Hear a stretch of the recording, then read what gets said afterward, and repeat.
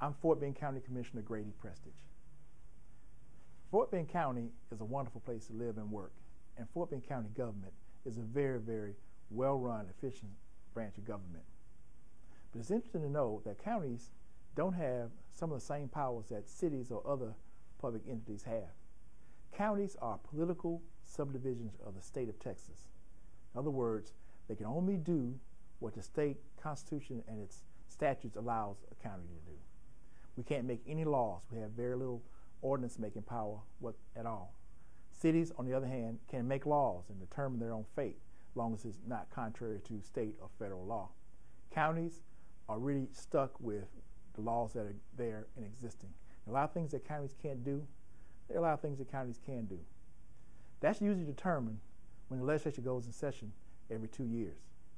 So the Texas legislature goes in session on every odd year from January to May. And there they make the laws that affect the government of the state and subsequently laws that govern the county and what they can and can't do. So every year, counties are really uptight and concerned about what help the legislature is going to give to us and usually what kind of harm they're going to bring to us. This session is proven to be an interesting session in that there's a new regime, a new governor, a new lieutenant governor, and a House that's a lot more conservative than houses in the past. And the legislature is going to be a place where a lot of important legislature involving counties is going to be determined.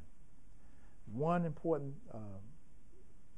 issue that's important to cities and counties is appraisal caps. In the name of cutting your taxes, a lot of legislators are going to be forced to consider bills that will limit the county's ability to raise revenue by imposing caps on how high our appraisals can go up, effectively limiting what we can raise in terms of what we need for local services. That sounds good for a legislator to go back to the district and say, I cut your taxes, but it leaves the counties and cities really strapped for trying to fund the programs that they've committed to, that the citizens have grown to expect. For instance, in Fort Bend County, we have a library system. We have a countywide drainage district. We have an ambulance system. These are things that most counties don't have. We afford that to our counties, or they afford that to themselves by electing us.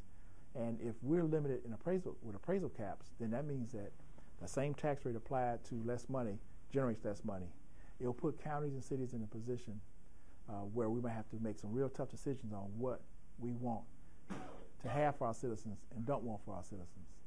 So appraisal caps are a very, very important item for us to oppose vigorously at the legislature because it affects how we deliver our services. So it's important that you be informed on this regard.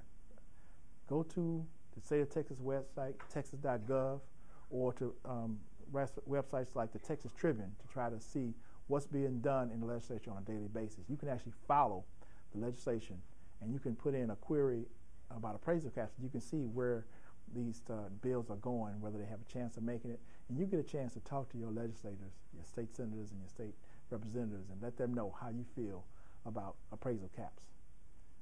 In short, we want to make sure that there are no unfunded mandates on local governments, that let us run our own business, handle our own affairs without any intervention from the state. And I think you'll get a much better product, and the people will continue to get what they vote for. That's it for this edition. See you next time.